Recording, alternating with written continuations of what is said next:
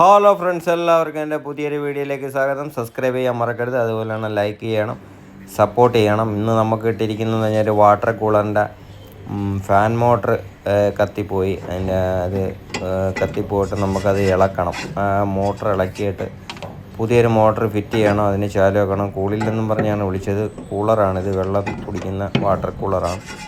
അപ്പോൾ അതിൻ്റെ മോട്ടറാണ് കത്തിപ്പോയത്. ഇപ്പം എല്ലാ മോട്ടറും ഇരിക്കുന്ന നമ്മുടെ ബേസിലാണ്. ഇതിപ്പം മേലെ തിരിച്ചാണ്, അതിന് മേളിൽ നിന്ന് താഴോട്ടാണ് അതിൻ്റെ സ്റ്റാൻഡ് വന്നിരിക്കുന്നത്. അതുകൊണ്ട് തന്നെ നമുക്ക് അഴിച്ചെടുക്കാൻ കുറച്ച് റിസ്ക്കാണ്. കാരണം എന്ന് വെച്ച് കഴിഞ്ഞാൽ താഴെ ചെറിയ ക്യാപ്പിലറി ചെറിയ പൈപ്പുകളെല്ലാം പോകുന്നുണ്ട്. അതൊക്കെ നമ്മൾ നോക്കി കണ്ട് വേണം എടുക്കാനായിട്ട്. ഇതിപ്പോൾ അതിനകത്തൊരു അലൻ സ്ക്രൂ ഉണ്ട്. അലൻ സ്ക്രൂ ഇളക്കി കഴിഞ്ഞാൽ നമുക്ക് ആ മോട്ടറിനെ വെളിയിലോട്ട് ഇറക്കാം. അവിടെയാണ് ഗ്രൂ വരുന്നത്. അലങ്കി ഇട്ടിട്ട് തിരിച്ച് നോക്കുന്നുണ്ട്, പക്ഷേ അത് ഭയങ്കര പാടാണ്. ഇനിയിപ്പം ഏകദേശം അഴിഞ്ഞൊക്കെ വരുന്നുണ്ട്. നമ്മൾ സ്പ്രേ അടിച്ചായിരുന്നു, മറ്റേ WD-40 അടിച്ചിട്ടുണ്ടായിരുന്നു.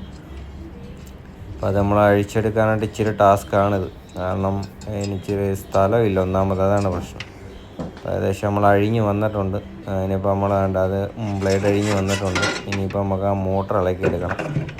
മോട്ടർ അതിൽ നിന്ന് ഇളക്കിയെടുക്കണം. എന്നാലും മോട്ടർ ഇളക്കിയെടുത്താലും അതിൻ്റെ ബുഷ് അതിനകത്തായിപ്പോയി. ഇനിയിപ്പോൾ അതിൻ്റെ ബുഷ് അതിനകത്ത് വെട്ടിയിരിക്കുകയാണ്. ബ്ലേഡ് നമുക്ക് വെളിയിലെടുത്ത് വെക്കാം. അതിന് ശേഷം അതിൻ്റെ ബുഷും കൂടെ വെളിയിൽ ഇറക്കണം. എന്നാലും നമുക്കിനി അടുത്ത മോട്ടർ ഫിറ്റ് ചെയ്യാൻ പറ്റത്തുള്ളൂ. അടുത്ത മോട്ടറിനകത്ത് ആൾറെഡി ബുഷും കാര്യങ്ങളും വരുന്നുണ്ട്. നമുക്ക് പുതിയ ബുഷ് ഇട്ട് കൊടുക്കാം. കാരണം അതിൻ്റെ പൈപ്പ് ചെറിയ പൈപ്പാണ്, ക്യാപ്പിലറി. അതിൽ വരും ടച്ച് ആയി കഴിഞ്ഞാൽ അത് ലീക്കാവും.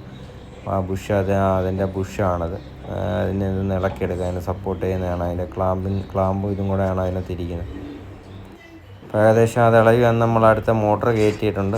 മോട്ടർ കയറ്റി അത് വീഡിയോ എടുക്കാൻ പറ്റിയില്ല. കാരണം എന്ന് വെച്ച് കഴിഞ്ഞാൽ രണ്ട് കൈയും കൂടെ കൊണ്ട് ഒരു കൈ വെച്ചാണ് നമ്മൾ വീഡിയോ എടുക്കുന്നത്. വീഡിയോ എടുത്തിട്ട് പിന്നെ ഇതും കൂടെ ചെയ്യാനുള്ള ബുദ്ധിമുട്ടുള്ളതാണ്. അതുകൊണ്ട് മാത്രമാണ്.